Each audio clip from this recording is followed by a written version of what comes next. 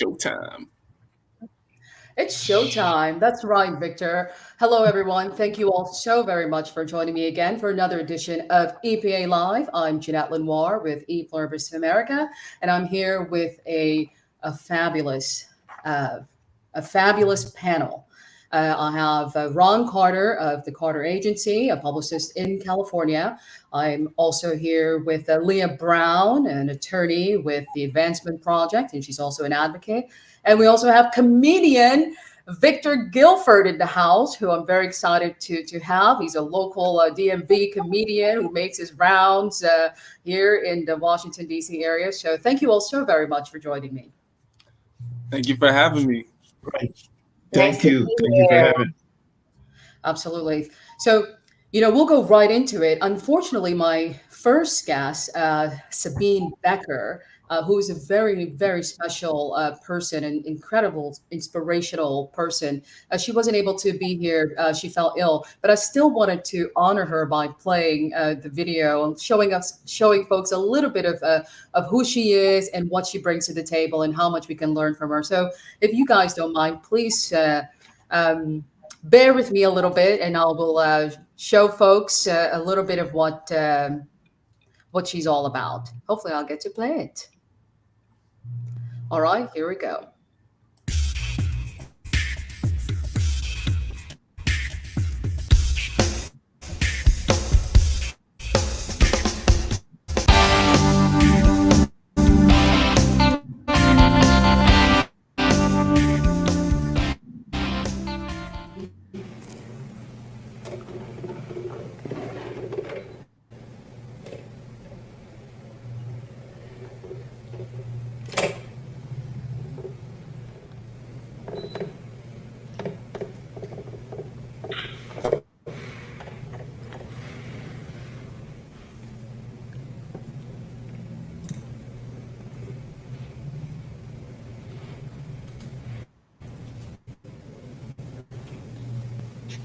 That is insane.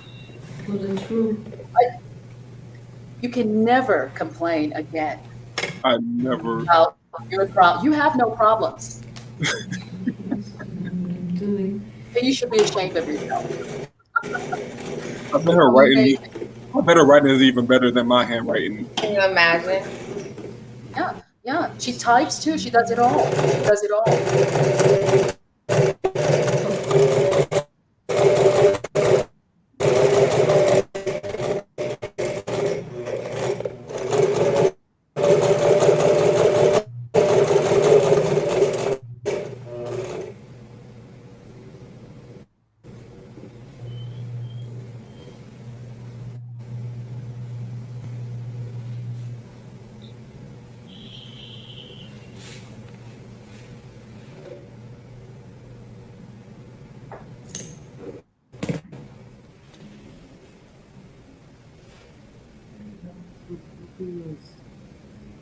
This part, I saw this so many times. I'm like, how did she do that?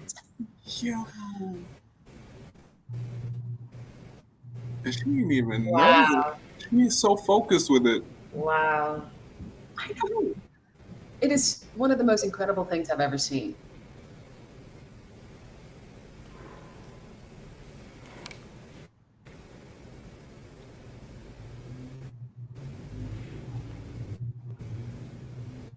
I dress Yeah. normally, cut the clothes out. And this is the necklace. This will be the finished product with sweater, dress, jacket. Yeah, they're her Wow. dancer dolls. My name's Sabine Becker, and I'm from Berlin, Germany. And I was born in the early 60s. So, the history of thalidomide. Thalidomide was developed in 1957 by the German pharmaceutical company Guildford. And it was originally marketed as a sedative hypnotic. Guildford thought they could make much more money by to pregnant women. And doctors and pharmacists assured expectant moms that it would not harm the unborn baby. And due to lack of testing, of course, 10,000 babies in Germany alone were born with never seen before birth small arms, small legs, and sometimes absolutely no arms or no legs. And the survival rate for these newborns was only 40%. And I'm one of the thalidomide survivors. In those days, it was normal, quote normal, to put the disabled child in a home and have us take care of that child. But my parents didn't want to hear nothing about it. And what they made was that had absolutely no limitations. They're just like any other child. I can make my dreams become reality, empowered reality, I should say. So I grew up with that idea that I really don't have any limitations. I truly believed that. And so for many, many years, probably for 8 or 9 years, I go to physical and occupational therapy to learn how to do people, I call them armed people, do with their hands, I do with my feet. You know, Wow. um, Yo, I just want to, Nice. I just want to clap you. I'm so impressed by her. I just, it's just incredible to see someone with a disability like she has, but still go forward. But yet and then we look at ourselves like, my God, I can't believe I had to have an internal look and really put everything in perspective. But she's an inspirational guru, and she's a testament of all that is possible, and about perseverance. She has a book that she she's written, and a program that she advocates, and it's called Push, which is persevere until success happens. And hopefully soon we'll have her on the show where she can give us some pointers about what Push is all about. But I thought this fit right into our whole culture war debate here, because when it comes to the Disabilities Act, or folks that are facing some types of challenges like this, we're still facing a culture war within that. Not every space is welcoming or accessible to people who have certain disabilities. So I just but isn't she amazing? She definitely is, and everything. She over here putting like string through needle eyes, and I'm over here just worried about stubbing my toe against my drawer and all that stuff. She is something amazing though. It's just hard work paying off. Yeah, it's about your other senses being heightened too, especially some folks that are visually impaired. They can do so many other things that we can't do. The regular people who aren't visually impaired can do. So I just wanted to, give her flowers here for a minute, and really share the glory that I think she is, and a true testament of perseverance, and getting up every time, no matter what. Jeanette, I think this is a great idea to do even in Sabine's absence. I mean, and to your point about not every space being a safe space, or right, like you have the former president of the United States who is openly mocking, I think in some press conference, people with disabilities. I mean, I think the disability that he, that there was a particular disability that he was clowning at the time. But the point is that the atmosphere right? He's not a comedian like Victor, right? Like not a comedian, not with like those First Amendment liberties, but as like our chief, our chief of everything in the United States. Certainly, I don't think the climate for Sabine and people like Sabine has been anything but safe over the last couple of years. So I shout out to Sabine and you. Oh, thanks. Yeah. Yeah, she really inspired me. She really inspired me and made me just, say, okay, get up, girl. You got this. Exactly. Yeah. So But the word amazing is thrown around very loosely these days, but she is simply an amazing woman. I'm looking at her and I'm saying, I have a hard time threading a needle with my two eyes and my two arms, and she can just do it like that, with her toes. And one of the things for me in listening to her, she said she don't feel like she has a disability, and so I think that motivates her to do all the magnificent things she's doing with her life. Yeah. And it's also a testament to, parenting and the support. If you have a team or people behind you that make you feel that you really do grow up to believe that you can, and you actually can, and you do. So that has it, her parents, are also to be applauded for instilling in her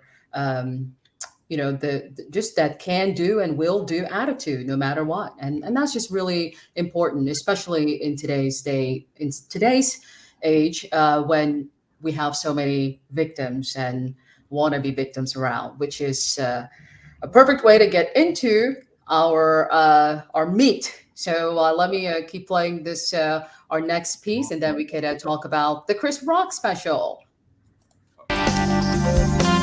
Oh boy.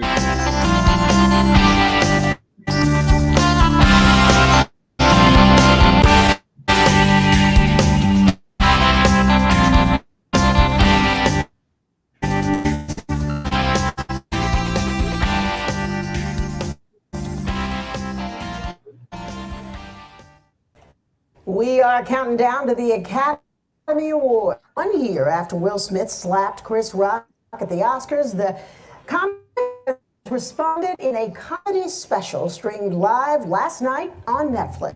Now, Smith has repeatedly apologized and said he regrets what happened, but the man he struck his interview request bond on stage. But Rock wants everyone to know he's no victim, which is why he chose to answer back as part of a $40 million deal with Netflix. Y'all know what happened to me, getting smacked by Suge Smith. He's got the mic. It's his stage. But I'm not a victim, baby. Like, did it hurt? It still hurts. I got summertime ringing in my ear. Some say the jokes didn't land for everyone. The special is getting mixed reviews for going too far on some topics, including how he mocked Will Smith over the entanglement, aka extramarital affair that his wife Jada had, and claiming Meghan Markle didn't experience racism in the United Kingdom. He went very, very hard after Meghan Markle because one of the things that he said during the special, Chris Rock, is we have now decided to glorify victims. It's one thing if you are a victim. It is another thing if you are a pretend victim. And we have decided that everyone in American society is now a victim. He sounds very much like a right-winger. He sounds like this show, Chris Rock here. Here's Chris Rock going after Meghan Markle. That she went through was not some. It was in-law. So she's complaining. I'm like, what the fuck is she talking about? No, but they're so racist. They wanted to know how brown the baby was gonna be. They're so racist. They wanted to know how brown the baby's gonna be. I'm like, that's not racist. Because even black people want to know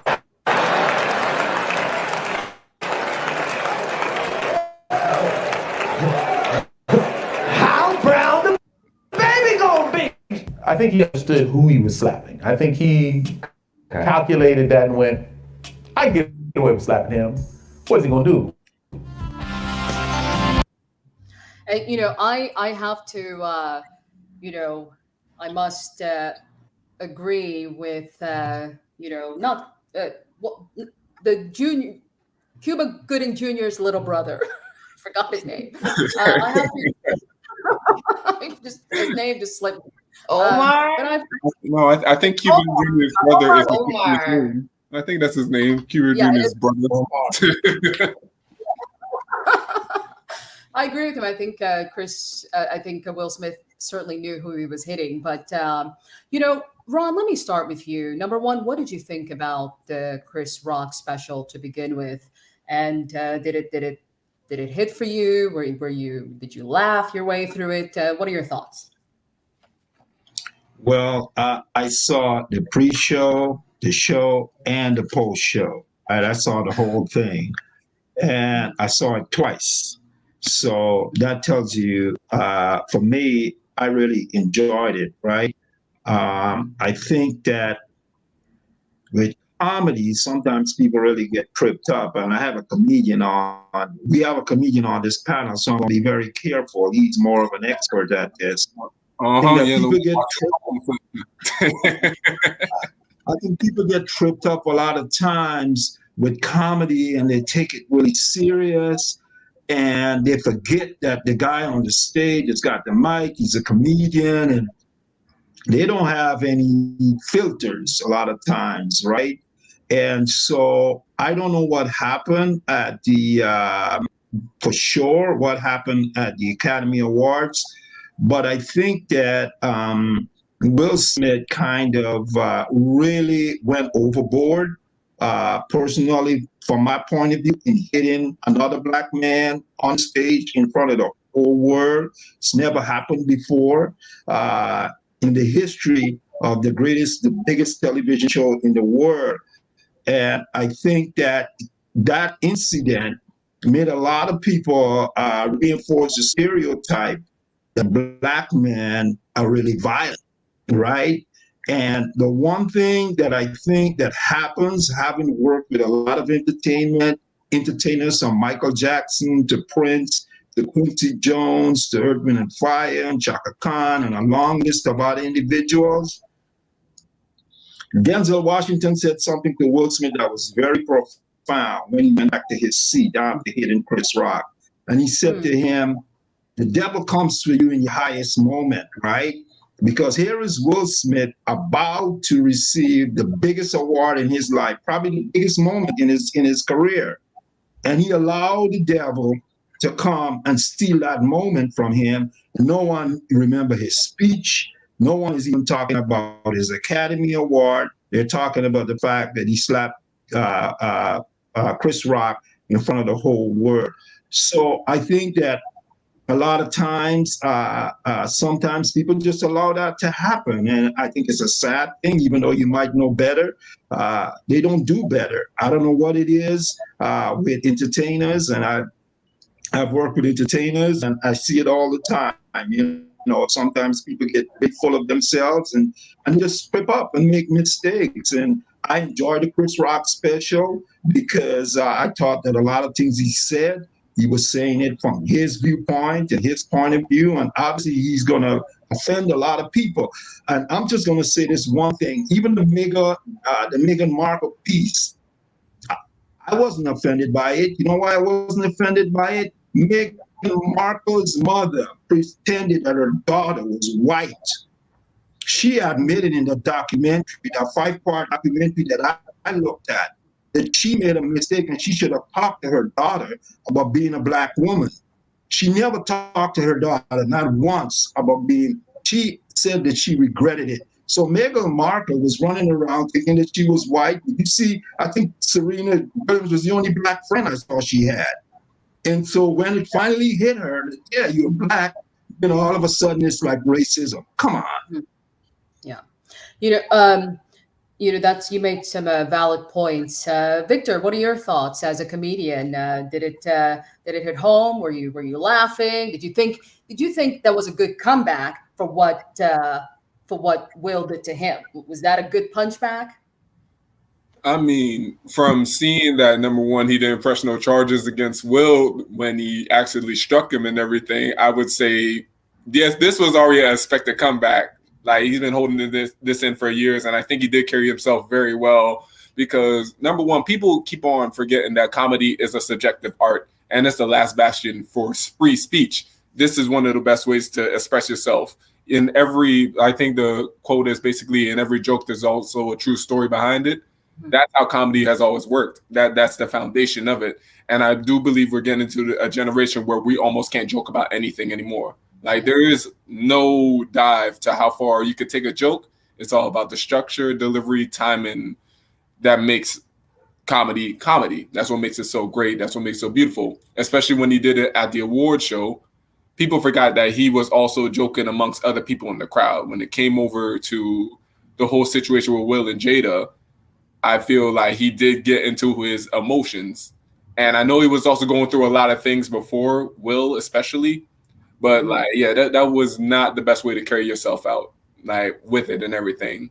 And like what brother said, it made his whole speech and his reception when he got his award, nobody will remember him for that. Nobody will remember. They'll just remember as the dude that slapped Chris Rock on stage, which he didn't honestly deserve. He was doing his job. Our job is to make fun of others, stuff, nouns, adjectives, verbs, whatever. We do it all the time. The same thing. But I believe Chris Rock got his point across about it being selective outrage, which was the whole point of his special. You choose what you want to get outraged about, but at the end of the day, it's almost hypocritical what you choose to like or hate. Same with Chappelle. Like it really is tough being a comedian out here and trying to make your dough off of like just doing the foundations of what you do. So I didn't even think the G.I. Jane, the G.I. Jane, joke was that bad. I didn't think it was. It wasn't. It really wasn't. And she looked just like G.I. Jane. I pulled up a picture of it, and I was like, dang, that is really accurate. I took down notes. It was beautiful. But I guess like for her, she didn't like it. And G.I. Jane is beautiful. It was just like a strong character. Like, wow, it was. By that. But anyways, Liyah, what are your thoughts on the special? What did you think about the special overall? Do you think Chris got his lick in? You think this is his? He can walk away. I mean, it was a $40 million Netflix special. So whether it hit or not, he got his hit in. At least. Yeah, I think that's the bottom line is the $40 million, right? He's like literally cashing in on that. I think I land, maybe not land differently, but I offer maybe a little bit of a different perspective. And that is that, well, first of all, I'm a Chris Rock fan. Chris Rock is from where I'm from. And so he does, in my opinion, a really good job of representing Brooklyn. I'm from Brooklyn and I'm for Black people that are not cooning and buffooning. And so I'm a Chris Rock fan. I think it is very unfortunate, and the consequence of systemic racism is that, well, aside from the public nature of this, like we're embarrassed for Will Smith on behalf of Black people. Do you know what I mean? I'm embarrassed for Chris Rock on behalf of Black people. And so like I think like there are times where I'm sure other people, have poor impulse control, or you know what I mean? Like they do things in the heat of the moment, and it's the public nature of the spectacle. But I think also back to what Ron was saying, like this hitting on the stereotype. Do you know what I mean? The stereotype that we are a people that are violent, that can't control ourselves, even in the situations where you're supposed to have the utmost decorum, like he was the honoree, the actual MVP of the night, or not the after party, but the utmost, you know what I mean? The utmost decorum, and we couldn't pull it together. And I forgive him for that. I feel like that's okay. I'm just a little disappointed that it's one of those, like, I'm not even on social media, but my family group text blew up, or you know what I mean? Your friends and family group text blew up, and it's kind of like, ouch, on behalf of all of us. Like, I wish they didn't have to see us. Do you know what I mean? In that kind of a limelight. But $40 million, I mean, I feel like good on him. We'll see, we'll see how he decides to use it. If he spreads it around to people who are real victims, because I saw that special too. Yeah, I think it is unfortunate because Will Smith is really so talented, and he did it to himself, right? But he really is so talented, and we're not even remembering his resume, his legacy. But what we're talking about is the violence that he committed. Another, in my opinion, like, historically talented artist of our time, and it happened in front of everybody. That's right. Yeah. On behalf of the race. Yeah. It was really, really hard. To this day, even the replays of it is very hard for me to watch, to see him do that. It's just the most boorish, absolutely insane thing I can imagine that somebody of the caliber of Will Smith would do, because he is such a talented person who inhabits a space that is very, very sacred to Black folks and Black Indigenous people of color, who don't normally have these big platforms or this star power, and to use his star power to go slap another Black man, that still doesn't sit well with me. It's not my place to forgive him or not, but I still, it's so hard for me. I will take issue though with what Denzel Washington said. He and I see this a lot in my own culture. Anytime something bad happens, we point to the devil. We're like, oh, the devil did it. It's like, no, it was you. It was your ego. It's your own emotion. At the end of the day, you're in control of your own emotions, and I felt that way. I felt like I understand what Denzel Washington was trying to do, and there is wisdom there that we must be careful that even the biggest tree can be taken down with an axe. We have to understand that. But to consistently, we Black folks, we do this all the time. We constantly point to the devil. The devil is a lie. Constantly. But it takes away our ability to really be accountable. And in that moment of accountability, there is an opportunity for change and growth. And that's the internal reflection, like, okay. But also on victimhood also as well, though, because when Chris Rock did the special and everything, somehow at the end of the day, he still also came out, or was perceived still as the bad guy, when originally he was the person that got assaulted. So it was up to him on how he wanted to go about with it and how he felt about it. Of course, we knew he was going to go ahead and make jokes about it. I can't believe nobody saw this coming. But the next days, everybody was attacking him for being a coon, playing to the white man's game, and all the above, though. But I'm pretty sure at some point, we're all entertainers. We would be doing the same thing that Chris Rock will be doing. And Chris Rock has always stood up for the Black community. It's just when this came out to it, they decided to shine a negative light on it. Like what Ben Shapiro said, like about the whole victimhood stuff. Like, it's not a great way to like put it. It's not a great way to see it. I don't agree that we should attack Chris Rock for handling how he handled it. Like, it's up to him at the end of the day to see how he feels about it and how he wants to express it. So that's my case on it. I think that the whole devil word is more of a metaphor for bad behavior. And I think, it's sort of like, people using, yeah, you're brilliant, or yeah, you're amazing and all that. I think that's what the devil concept is. I think what it is basically about bad behavior, because I do agree with you. We don't like taking credit for our bad behavior sometimes. But the notion that when you look at this, and I think everyone on this call knows that show business is a business, right? So the fact that this this special was released a week before the Academy Awards is not by accident. Okay, And Will there Smith is no is banned, accident in right? this. Huh? Is Will Smith Yeah, banned? there's no. Yep. But I heard he's going Exactly. to an I after mean, party. there's no accident. So, I mean,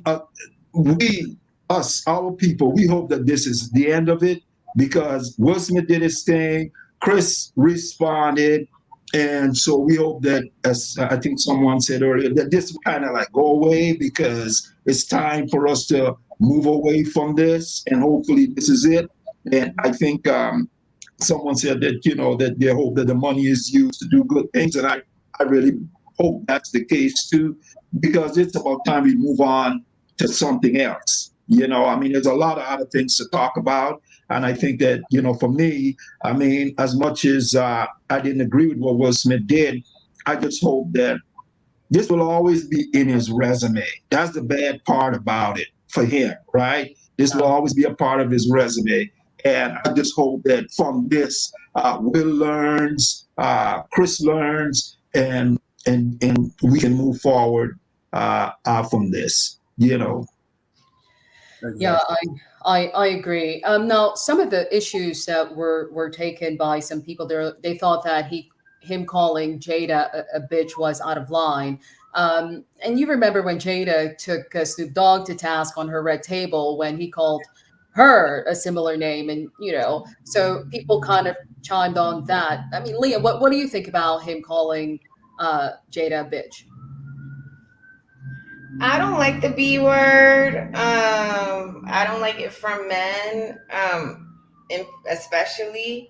But I also feel like it's comedy, and at some point, I don't want to be the one to decide what's appropriate and what's inappropriate. You know what I mean? What's offensive, what's inoffensive. I didn't make it all the way through to the end of it because the abortion jokes would just was personally just too much for me. And I don't have like an adjective to just describe it. I just didn't, I just chose like, I've had enough. I probably could fast forward to the next part. But I feel like when you're number one, a creative or artist, and then the art is like what Victor says, subjective, and it's humor. Yeah. And that's so you know what I mean? That's so personal. I don't like the B word. But yeah, her husband smacked him. You know what I mean? Like, I don't know. I come from a place where we'll talk about your mother, your sister, your brother, your uncle, aunt, so yeah. Victor, as a comedian, what did you think about the abortion jokes? I agree with you, Liyah. I was looking when I was watching. I'm like, okay, it's enough. Like I was checking to see how longer he was gonna go, like because I wanted to get to the end where he dropped a nugget. But what do you think as a comedian, Victor? How far is too far? Like what topics are uncomfortable to address? Like to me, I felt a little not so uncomfortable that I turned it off, but I was like, all right, enough of them. Okay, enough. I felt like that was enough already. What do you think about those types of jokes? Oh man, I thought bitches were tripping over those jokes. In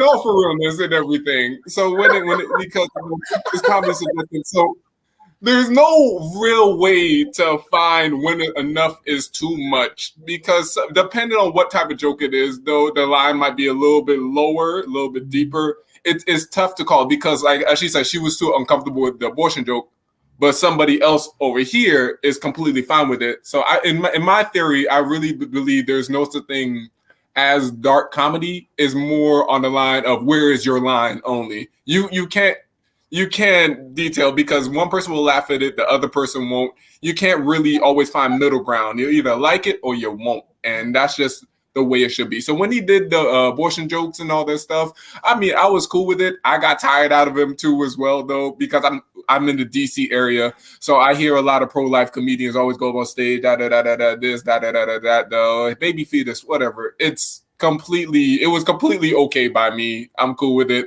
But in my whole belief, I do believe that what he did was absolutely just fine. It was a solid thing. It wasn't his best. It was just one of his solid shows. And then on top of that, you also see that he did his own mishaps and everything. So I think he handles himself very well. So it's a thumbs up for me. So That's overall, what do you guys? You give it a thumbs up? You think it was a good slap back or clap back? For a comedian, yeah, that's the most appropriate way you can do it, and win $40 million off of it. Yeah, that man. That part. I agree with you. I agree. Yeah, I think Not a slap back. That was a haymaker. That was. Yeah, I wish I could. That's my dream. Well, yeah, I agree. I agree that it was. I enjoyed it. I didn't enjoy the abortion jokes that much, but I enjoyed the special as a whole because it kind of, people have to remember it's two things. We have selective outrage, right? Just like he said, because it's okay for rappers and everything, Jay-Z and Nas and everybody else, all the great rappers, to use the N-word, right? And people don't get outraged about that, but they get outraged about something else. Calling a woman a B, which I don't call a woman a B. I don't like it. The same way I don't like the N-word. But the same people who are complaining about the B word is not complaining about the N-word. So as we're selective, so I'm subjective too about the things that we choose to get upset about. So, for me, comedy, I just listen, I enjoy it. If I don't enjoy it, I don't enjoy it. But, to tell a comedian, don't say this, don't say that, that's difficult because some people like it and some people don't. And Chris, more than anything else, it's redundant. We're not going to do that. Like, it's what we feel and what we think is funny. And if it's not funny to you, it's not funny to you. Just gotta keep it moving. Right. That's real. Exactly. Right. Now, exactly. Have you ever been in a situation where you were afraid that you may offend someone and somebody may come from the audience and smack you? Because it has happened ever since. It seemed like what Will did opened the floodgates to a lot of other people doing this. You ever since that, it's been happening left and right, even at a Dave Chappelle show. Has that ever happened? You worried about it's been happened way before them and everything. If you just check a few videos online, though, there's been some comedians that have been defend themselves off of like jokes they said. And for me, I haven't been in a situation like that. I've had my hecklers, but at the same time, if it does happen and everything, number one, that's when the cameras were on. All right. Most of the other spots we go to, and there's no cameras. All right. Will Smith back. So don't do that. That's if anybody's watching, do not do that. Don't come up. We will fight back. But outside of that, I've been in some situations where people have been uncomfortable with the jokes. Some of them will try to pull me off stage and talk to me on the other side, but I'll tell them the same thing I tell everybody. Like, hey, I'm sorry you feel like that. I do not. And if you don't like it, you don't like it. It is what it is. And I go back and practice the same joke at 6 other spots. So can't stop it. Yeah. I was going to ask you that question. I was going to ask you that question. If you ever get accosted off stage when you finish performing, someone coming up to you angry that you might have said something that they didn't like. I think the only I did have a joke telling people how God was black, and I legit said, "Oh yeah, because he impregnated another dude's wife and then made another dude take care of his son." Now that did not go as amazing as possible, though. I got a laugh, and then there was just one lady in the back. No, that won't do, and all that stuff. And then came over. How dare you attack my God? I was just like, our God. And wait, and that was pretty much the end of that gist right there. And yeah, that was a situation. So is what it is, though. I got $20 off of it. Overall, I liked it. I think it wasn't his best, but I liked it. I'm happy he finally responded. It's been a year. I'm glad he finally responded, and I agree with Ron. I think now we can all put it to rest. There's a saying in my culture. Yeah, there's a saying in my culture that if you scratch me, I'll scratch you back, and I'm not going to rest until I scratch you back. You know what I mean? I got to get mine in. And so he got his in, and now we can hopefully move on and focus on the talent that our community has. I mean, just look at, this is Will Smith and Chris Rock, some of the best amongst us. So, they certainly deserve all the good that they, that they helped bring about. But this was bad. This is bad for all of us. This is bad for all of us. But I'm ready to move on. So, all right. So now the other issue that has, caused some stir and ignited some more conversations is, Jonathan Majors on the cover of Ebony Magazine. So let's watch a little bit of this part, and then we'll go into that.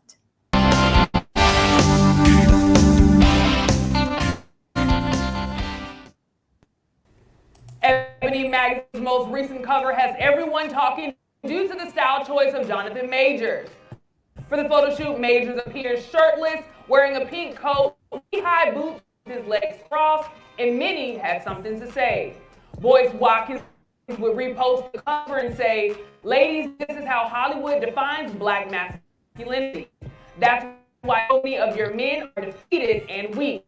In defense, insecure Saran is Jack to say, "This man is a versus in Marvel, playing crazy bodybuilder, whooping butt in Creed, but he does one shoot anime character, and the homophobic caveman agenda has on the Black man."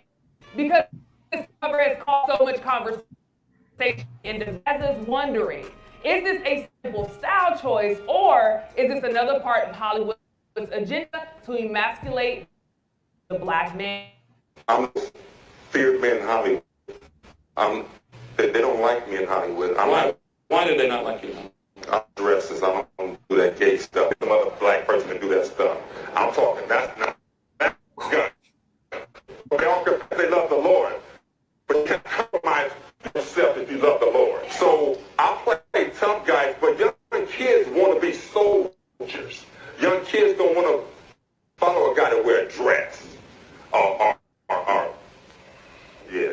I think it's important to name that all of us at this table, all of us who are born Black men in this country, who are perceived to be Black men, have all been taught that one of the most despicable and undesirable things you can be is to be gay. And that is what Black gay men struggle with, and it shows up in relationships, and that's what Black straight men struggle with. People always talk about, well, why these guys always like, at least I ain't, at least I ain't this, etc. Because all your life you've been taught that is the most disgusting and unfortunate thing to be. That in it itself kind of meets this place where, as human beings, people have a whole range of sexual desires, pulls, and expressions of this message. If not only from community, you might get from religious institutions. Your reaction to me is that you want to beat me down because maybe I'm wearing makeup, because maybe I look feminine, because you were taught that is not acceptable. This is another hot topic issue. And Lee, I'm going to start with you, especially being an advocate in these types of spaces. What are your thoughts, just at face value, at the criticism? Do you think the criticism is justified, or do you believe that Hollywood does have an agenda to emasculate Black men? Yeah, I guess the freedom fighter in me is always going to choose freedom, and that is the freedom of expression, the freedom to be creative, fashion, pink. My brothers probably wouldn't, definitely wouldn't be, in any photo shoot, much less the cover of anything dressed like that. But it's, part of me is like, dag, I would love to get to a point where it's just fashion, kind of like where I was talking about last segment, where I would love to get to a point where that scandal was just a scandal for, Will and Chris, and it wasn't so much like a black, right, like a black violence or black stereotype issue. And so I would just love if we all could be free to express ourselves. That being said, like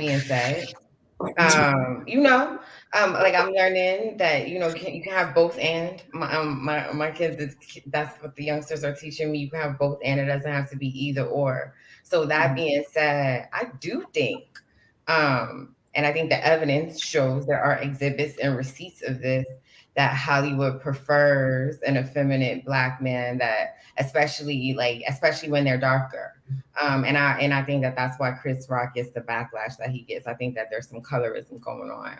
And the meeker and lighter that you are, the more you could get away with. And so I think it is true that Hollywood and just, white mainstream prefers and a more tame, if you will, stereotypically effeminate black man. But I don't think that I choose Black people, and I choose the freedom of our expression. And so I think that that's where I land. But I did not come up with, folks. I guess there are certain color choices and fashion choices that's just off limits, like turquoise and pastels and things like that. But I'm like, it's 2023, and I thought he looked good.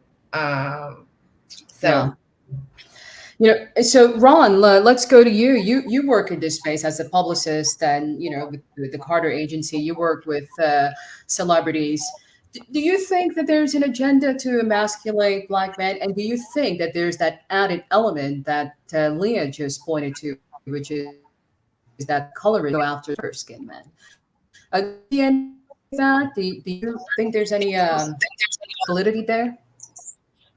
I agree with some of the stuff that Liyah said. I don't know if there is a specific agenda, but it says that if it walks like a duck and it quacks like a duck, and maybe it is a duck, right? And for some reason or another, Hollywood finds a way to put a lot of our men in dresses, right? Dave Chappelle said, and you can go down the list, there's a long list of individuals. I think Denzel is probably one of the top Black men that haven't worn a dress. But anyway, I digress. Chris Rock has said that they have asked him to wear a dress, and he said no, he's not wearing no dress. They said, well, Martin Lawrence did, and Wesley Snipes did, and this person did, and he's like, no, I'm not wearing no dress. Okay, and so a lot of parts that he probably could have gotten, he didn't get, because the fact that he stood up to Hollywood. I have a very good friend who is an up-and-coming actor. He's on television. He's doing a lot of stuff. He told me the other day he was up for a role, and they wanted him to kiss another man, and he was, okay, I'm an actor, maybe I can do that. But they didn't just want him to kiss another man. They want him to tongue kiss another man, okay? And he said, no way, he wasn't gonna do that, and he walked away. Let me tell you what happens in Hollywood. And I'm gonna be very controversial. I probably might be, what's the word they say, canceled for this. Oh no, don't get canceled. Join the club. Let's do this. Because a friend of mine one time was called to shoot Lauryn Hill, right? And we went to shoot her, photographer, and we went to shoot her. He said, Ron, they were shooting her in my ear. He said, Ron, he called me up. He said, Ron, you're going to shoot Lauryn Hill. This is when Lauryn Hill was the queen of the hill, okay? He said, I'm going to shoot Lauryn Hill, man. Come on, meet me there and, we can hang out. I went there. I'll tell you what. Lauryn Hill has a scar on her face, right? A little small scar. You'll never see it. My friend did his best job to shoot her and cover up that little scar.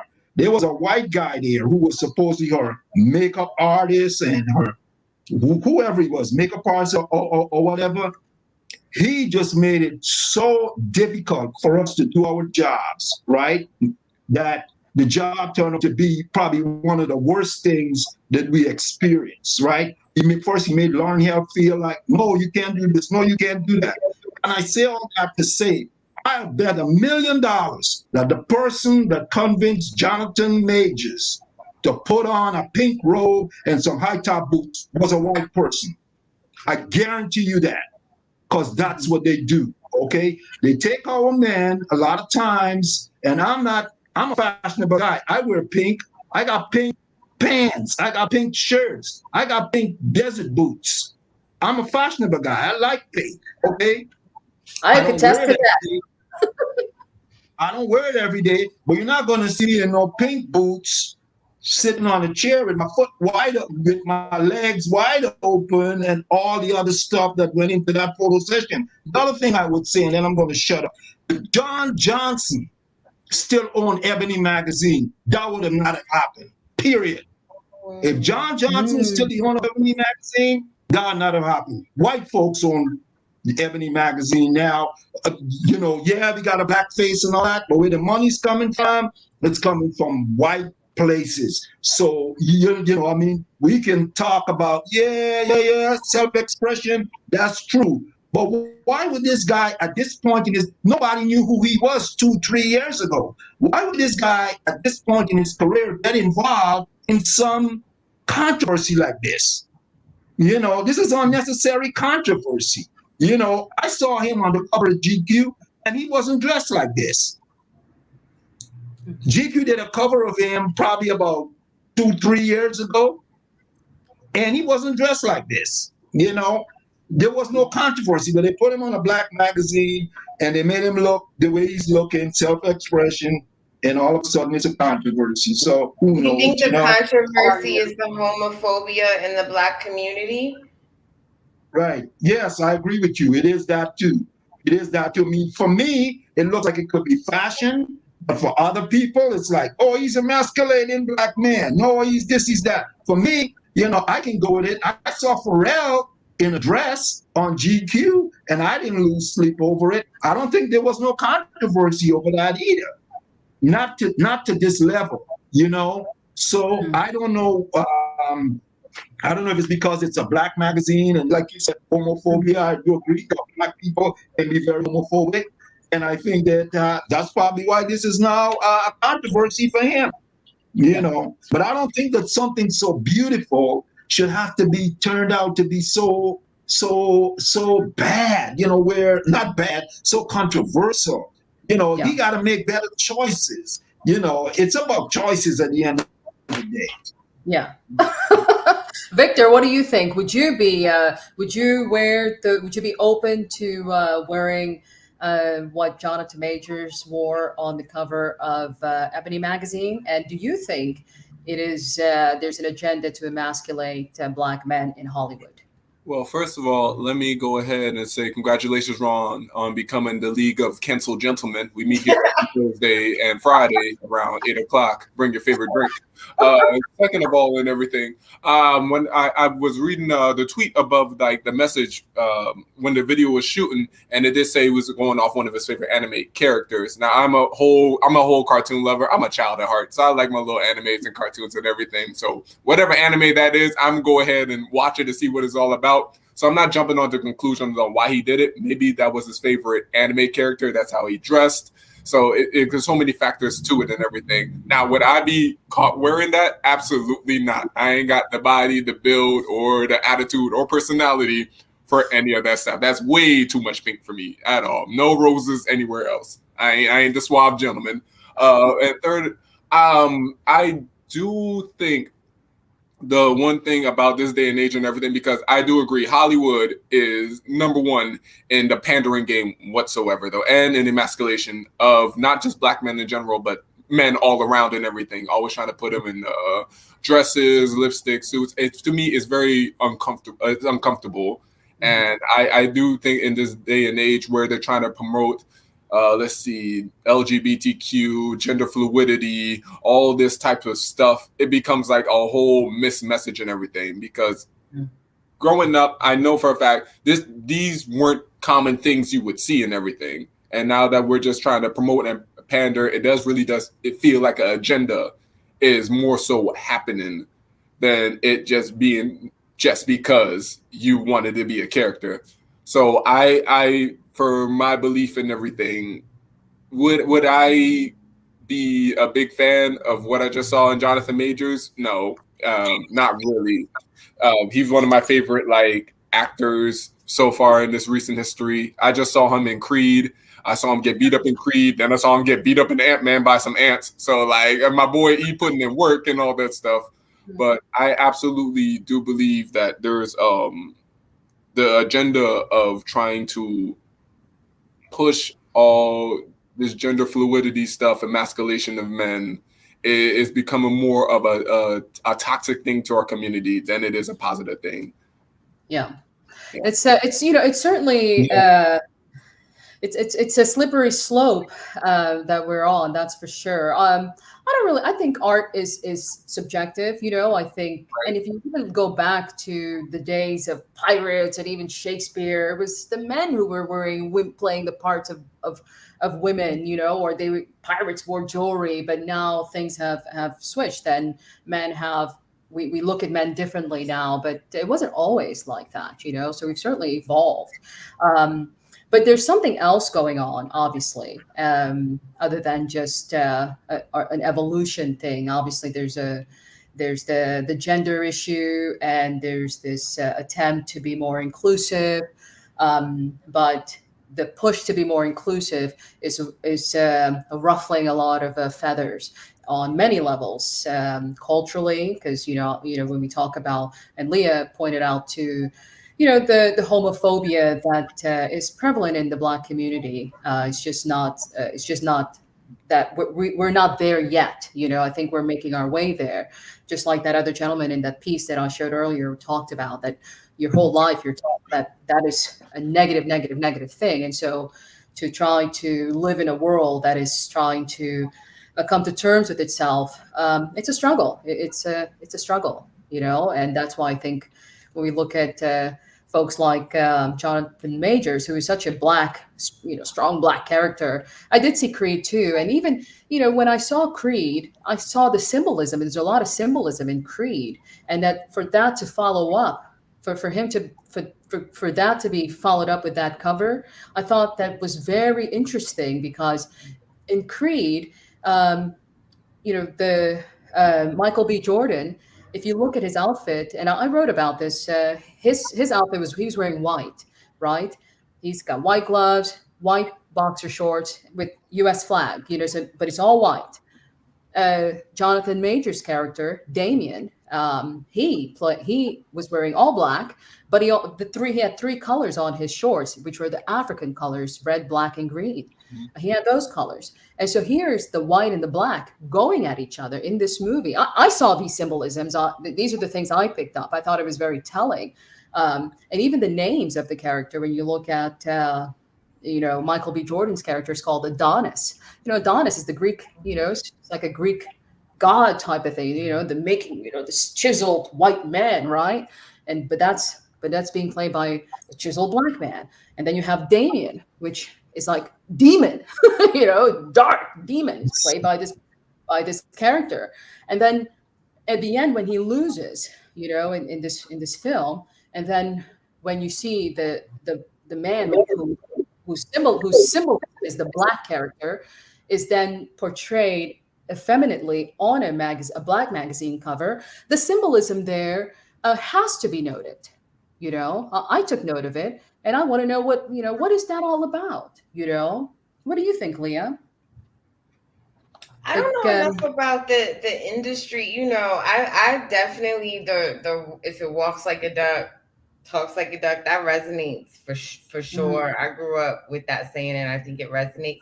I don't know enough about the timing, right? Like it could just be that they shot this. Do you know what I mean? Like they shot this a while ago. Chris Rock could have filmed his special a while ago, but they decided to release it the week before the Oscars to drive up.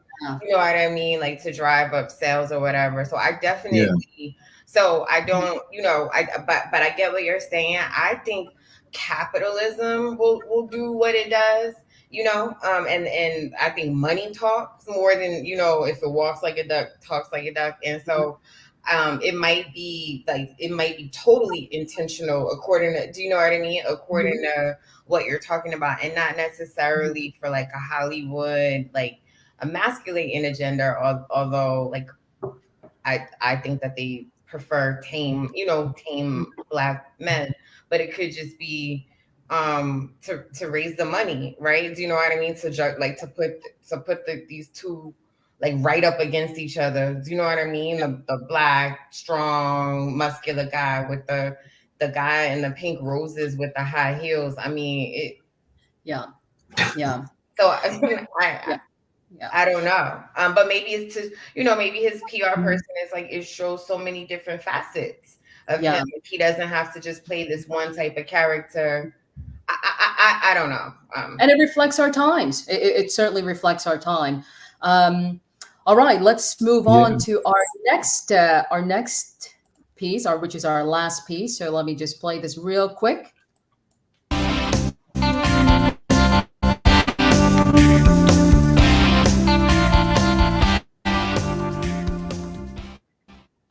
In Argentina, Alba Rueda is a transgender woman who was kicked out of classrooms, barred for sitting for exams, refused job opportunities, subjected to violence, and rejected by her family.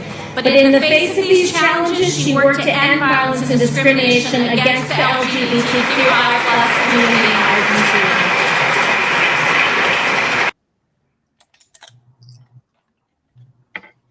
Hershey celebrates Women's History Month by featuring a dude who says he's a lady.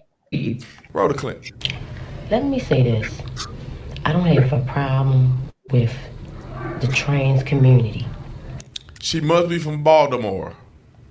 At all. But this shit ridiculous.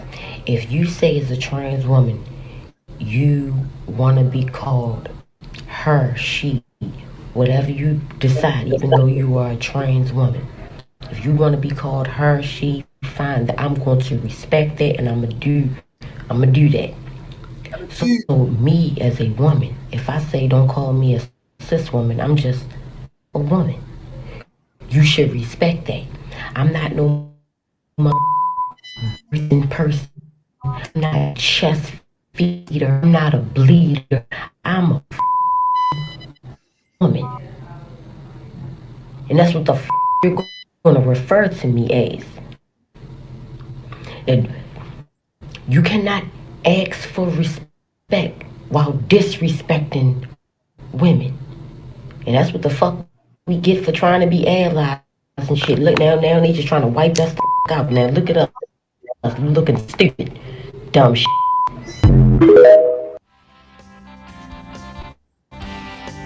I gotta play my little commercial here for a second. We're almost done. I've got my t-shirts ready. That's all time.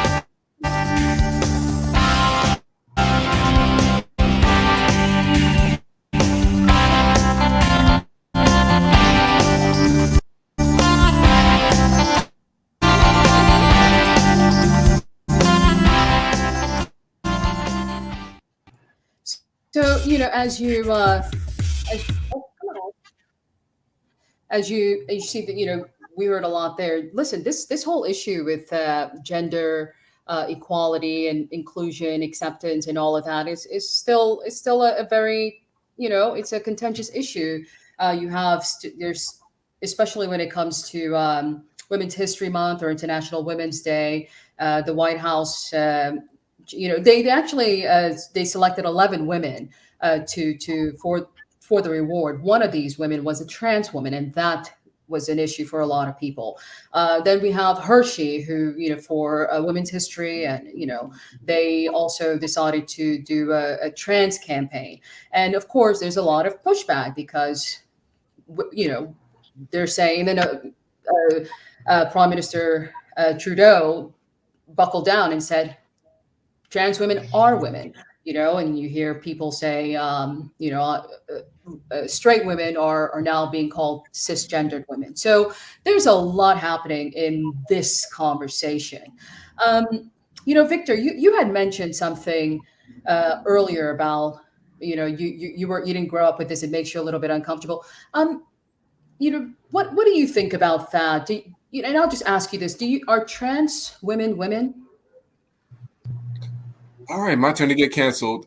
No, and to me, you can't change your biology makeup and everything. A man is born a man, a woman is born a woman, no matter how you put it, no matter what you do to your body. That's what I believe. It's always been the paradigm of like this whole foundation that we call life on earth. You can't really change that. For me, during the whole thing, what the sister was saying and everything, I think it is disingenuous to now, appropriate yourself as a woman and then call women who are already here cisgender women. I believe that is just not fair.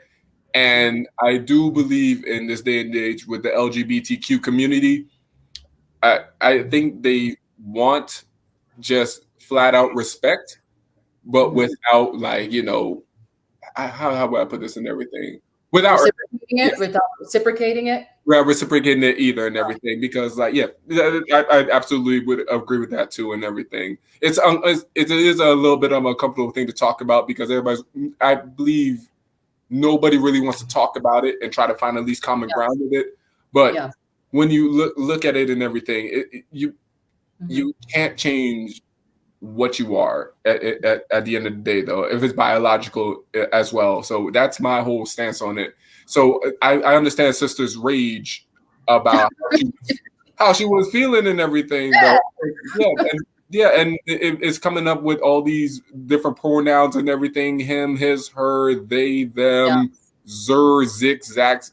These are all real. TikTok, all that stuff. And I just think it's like social media also influencing that, and false studies and narratives. So it's more of a dangerous thing than is a positive thing for life and everything. Because if it comes to this gender war, how many genders are there though? What is your gender about and all that stuff though? What pronouns do I use to call a person? It's just more confusing.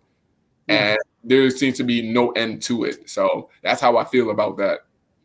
Liyah, what do you think? Are you offended that a trans woman was recognized for International Women's Day or being highlighted in the Hershey campaign for Women's History Month? Does that bother you in any way? Do you want to be called a cisgender woman? Yeah, I think what offends me is the hypocrisy of corporations.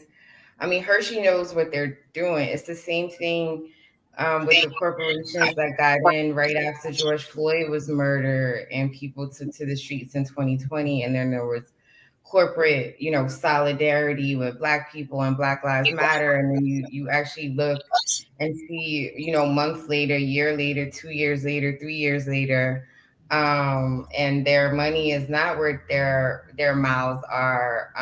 But it has been like politically correct and actually like financially lucrative to align yourself back then with the protest community. I think right now it is going to be lucrative in terms of their pockets, especially as all this anti-trans backlash is happening in legislators across the country. I think it is probably like they're thinking about profits. And I think the same companies that will put Hershey or a trans woman on the, the cover of something, or a Black person on their brochure or on their website are the same companies that are contributing to PACs and political lobbies and to legislators that are voting against the very things that Ding ding. trans community or the Black community or, you know, whatever the community is. And so what offends me is, you know, the and that we fall for it. That's what is offensive. And so I don't really take I don't take any positions on, you know, all the other stuff. I think it would be a different conversation if at the ceremony the only person that was going to be honored was a trans person, and even then, you know, I would have to think about it more. But I think, like, in the spirit of inclusion, I don't, you know, I didn't spend too much time on that. It's more like, all right, Hershey's, you know what I mean? Like, all right, Hershey's, I see you. We'll see you next month. Do you think it diminishes women? Do you think the White House even recognizing a trans woman for this particular day, just on this for International Women's Day, do you think that diminishes women? Me? Yeah. Oh, yes, you still ask. Yes. No, I do not. Right. No, I don't. And I would, to speak of the reciprocity, it's not even so much reciprocity, but I think that what everybody can learn from Black women is that when we open the door, we open it for everybody, like everybody else to fit through wide enough. Like, we kick it open so that everybody else can fit through. And so you can champion the trans community, you can champion being, you know, LGBTQ at the same time that you champion women's issues, however we define women's issues. And so I think that, you know, there's maybe a missed opportunity, but I understand what's going on here, and I get the politics of it. What I don't like is that there's people profiting off of this, and it's disingenuous. Yeah. Ron, what do you think? Do you think this whole campaign to turn trans women into women, or to say trans women are real women, do you think that's a wrong move? Where do you see this whole thing going? Do you think it diminishes women? And also, do you think trans women are women? What are your thoughts on that? Oh, that's pretty heavy. You know, I kind of agree with what both of my panel cohorts are saying. For me, it means that is a trans woman a woman? First, we'd have to change what a woman is, right? The definition of what a woman is for a trans woman to be a woman. You know, because when I think of a woman, I think of a woman. You know, not someone who has gone through any changes to become a woman. But I'm not going to age we're living in where people can just say who they are and that's who they are. You know, as the pronouns and people taking certain stance about, you know, wearing high heels and men wearing high heels and shoes and getting medical operations to look like women and so on and so forth. It's difficult to kind of decide, you know, what is what, because our society is changing and becoming accepting of a lot of things that normally in the past was a no-no, right? And so for me, I can't say that that I am in the camp of that trans women are women. You know, but at the same time, who am I to say that's not true? You know, that's not the way it is. The society is leaning towards accepting that. But I do understand the sister's rage, because what she's saying is that if you're going to honor a woman, then let it be a real woman, not a trans woman. I do understand that rage. But once our society becomes accepting of all these things that's taking place right now, you know, it's going to be very difficult to say, you know, what you can't do and what you can't do. So, you know, that's where I fall in. You know, I know people who are trans And, and I know men who like trans women. I know men who like trans women, and I don't know. I don't. I don't. But that's a preference that I have. And I think in America, where we have this quote unquote self-expression, First Amendment right, and all that stuff, it becomes very tricky what's really going on. I was just talking to somebody the other day, and they were telling me this week, and they were saying, Ron, do you realize that this world is spinning so fast that maybe something is real bad is about to happen with all the stuff that's going on? And I mean, I'm a spiritual person, but I didn't take it there. This person did, because of all the stuff that's going on. Men is women, women is men. I was at the NAACP Image Awards. Brittany Griner came on the stage and she introduced her wife, and she's the husband, and it's two women I'm looking at, So there's all kinds of craziness going on, not craziness. There's all kinds of stuff going on, and people are being asked to accept it, right? Yeah. And I fall in the camp that there's a man and there's a woman. I grew up in a house where there's a father and a mother, their sisters and their brothers. And, in Brooklyn, in the West Indian community where I grew up, in Brooklyn, the men are he-men, right? They're machismo, right? And so that's my frame of reference, and it hasn't changed. But I have gay friends. I have gay friends. I have trans friends because of the industry that I work in. I don't try to criticize what they're doing, but I do agree that women, for me, is like you two women, Liyah and you. That's what I consider a woman. Exactly. And also, it doesn't just impact, it also impacts like what you can say from like now on and everything. Like for me, like, if you one day wake up and you're just like, oh, I'm an owl, I just want to eat shrubs and birds, like it's completely fine. But you can't convince me that you're an owl and everything. No, I know what an owl is. We already defined an owl. We already defined what a woman is. We define what a man is. Like these are the staples. You trying to say that you are this, identifying is not being one. That's just legit. That's the fact of life. Yeah. It's such a it's real. Go ahead. No, I was going to say he is right. I mean, it goes to what I said initially. The definition. What is really the definition of a woman?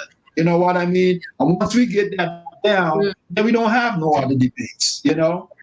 But we never asked that about men. Why? There's this whole documentary about what is a woman, but there's not one about what is a man. It's so it feels like there's a constant attack on women, even our identity now.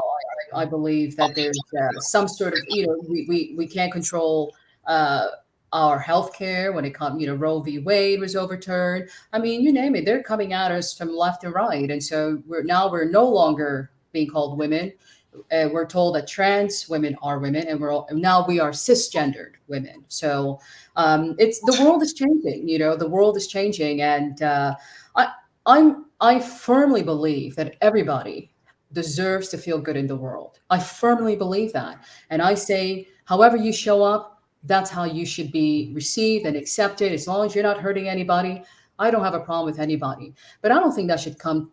That cost shouldn't be my identity or my humanity. Being a woman is more than just a thing. It's being a woman is an experience. I mean, it's so much more than just something you can pretend to be. There's a lot to being a woman. However, I do believe that those who feel that they are women, I think that they should be accepted and feel good in their world and in their spaces. I don't have a problem with that at all. But I don't think the cost should be my womanhood or to diminish what it means to be an actual woman. So I think trans women are trans women, and women are women. So and I have no problem accepting anybody, however they show up, and let's all feel good in the world and move on. So. Well, so we end our show with a question of the day, and I've decided to go with this one because, as we're about to have St. Patrick's Day parade happening. And, you know, every year in New York and Staten Island, they have, you know, a huge St. Patrick's Day parade. And there's always been a big issue about the LGBTQ plus community joining and with their pride flags. There's a big pushback, and they're saying, no, this is not an LGBTQ event. This is an Irish event. If your flag is green, you can show up. No other colors. What do you think? Do you think that's a fair position, or do you think this is an anti-LGBTQ stance? So the question, and I'll start with you, Ron, should the LGBTQ plus community be allowed to march with their pride flags during the St. Patrick's Day parade? I don't know. You know, for me, it's like St. Patrick's Day. St. Patrick's Day, people show up in green. I mean, that's what it's always been. It's been a day when everything green is the order of the day. Why the LGBTQ plus community should be allowed to carry their flags during the parade? I don't know. It's, you know, that's a little bit above my pay grade. You know, to me, it just seems like, you know, everything now is becoming a controversy. It's anti this, it's anti that. The whole victim, we're victims, victim. I don't know. I can't answer that question. You know, all I know is this, that the St. Patrick's Day parade has always been a parade, like you said, where they said it's green. Everything, if you show up with a green flag, then you're okay. Now we're going to inject some controversy into it by saying, no, I want to wear a pink and red flag in the parade. And, you know, I don't know. I really don't can't answer that question. Yeah. Victor, what about you? Do you think, same question to you, you think they should be allowed to march alongside the other folks? Nope. For me, I don't see any point in it right now. This is about the St. Patrick's Day. That is what we're celebrating, though. If you can still be gay, you can still be gay. Yo, that's the good part. You can still be gay while we march in green and everything. You don't need like the pride to represent you in something that is completely about Irish pride or whatever really about. I always thought it was just about drinking and throwing shillelaghs, but it's cool. I'm not a big holiday celebrating person, but like along that line and everything, though, this is already something meant for St. Patrick's Day and everything. It'll be pointless and redundant to add your flag alongside to it just because you want representation. You are the representation. You show up, you're a gay person.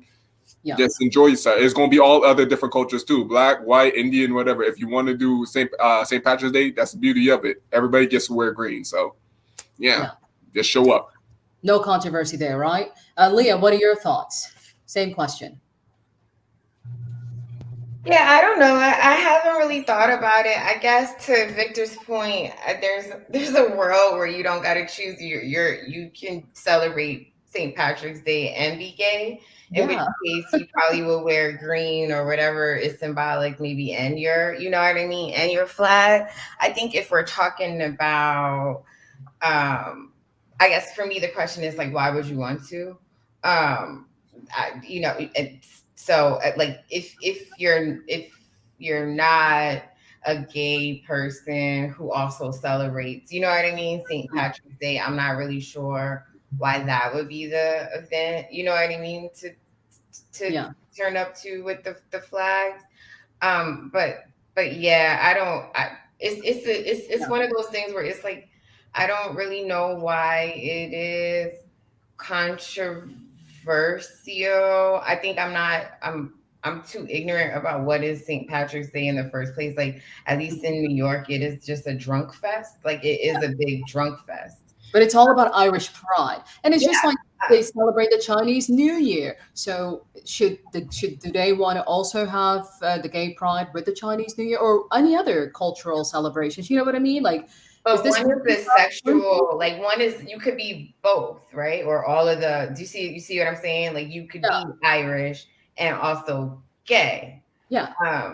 or they Irish or gay and Chinese and celebrating the Chinese. You see what I mean? The Chinese New Year. I guess for me, it's more like like what exactly is the diversity? Is it that there are people who are not Irish and are gay who are purporting to march with the flag? Yeah. All right. And the thing is too, I could bet that there've been Irish gays marching in the St. Patrick Day's parade in the past. I mean, lots of them, marching in the past. So why is this now a controversy? I mean, why is this particular moment being inflicted upon this parade? I mean, it's kind of like, it seems like it's somebody with an agenda, because I guarantee you that there were a lot of gay individuals, LGBTQ individuals marching in the St. Patrick's Day in the past. I mean, gay is not just regulated for one type or one set of individuals. It's a widespread thing. So I guarantee you they were. And as was said, I mean, it's a drunk fest.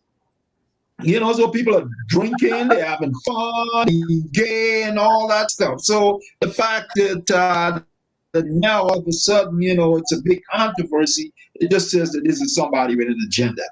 Right. It was barely even about being Irish anymore. It was legit like, yo, we could hit the bar up at 2 p.m., man. Like, it's free real estate. That's legit. Now, St. Patrick's Day, most of the time, pinching people and getting drunk. That's the only two things I know that happen on St. Patrick's Day. So to add something else to it, yeah, I agree with you. Completely redundant. We already got our motto down. Get drunk, pinch people. That's it. That's all I want. But it is about the Irish culture and celebrating, their unique culture, which I think is certainly worthy of celebrating. I love all cultures, so I think it's great. I don't think it's necessary. This has been an ongoing issue. For years, they've been trying to infiltrate this particular parade because it's such a popular parade too. Even Mayor Adams has refused to march because the parade organizers are saying, no, this is not a gender issue. This is an Irish Pride Day. So, but because of that, and the mayor of New York City thinks that it is it is wrong to not allow them to march. He is refusing to take part in this event. So, it's certainly divided certain people, but I agree. I think you can be gay in March. And this is really about the Irish culture and the Irish pride and what this event has turned into is a big drunken party, wearing green and pinching and having fun. So yeah, and there's controversy everywhere. Well, our culture wars will continue to be waged across the nation and, of course, the world. But at least we attacked it a little bit here, and I'm really grateful for all of you for joining me today and for sharing your thoughts, opinions. Victor, you're so funny. I can't wait to we can find you here at the Victor Guildford, so folks can follow him and go check him out and check out his show. He performs in the DMV area. And Liyah Brown, who is an incredible attorney and an advocate, she fights for people, especially the oppressed and everyone who needs a safe space. Liyah Brown is Director of Justice Project at the Advancement Project. And then, of course, we have, Ron and I go way back, and he is a fashionista. I'm telling you, I've gone shopping with Ron when we were at the NABJ event in New Orleans. And I was like, wow, Ron knows how to dress. But Ron is he's a star in his own right. He's from Guyana. I'm from Suriname. And so we have a lot in common, and the work that he does is so amazing. I love how we collaborate, and I really appreciate your time joining me and taking part in what I do here with EPA Live. So I just want to thank you all so much for joining me. This was really great.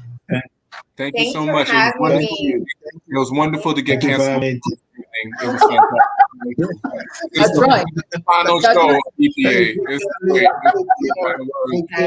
Yeah. All right. And let me say, all right, thank you. Let me just say my goodbyes before y'all get off. So I want to say thank you all for joining us today. Don't forget to change your clocks tomorrow. Change your clocks. We're going ahead 1 hour. So you can change it at 2 a.m. if you want. Reminding everybody. And I'm Jeanette Lenoir with E Pluribus America. And this is Our American Culture. Thank you, guys.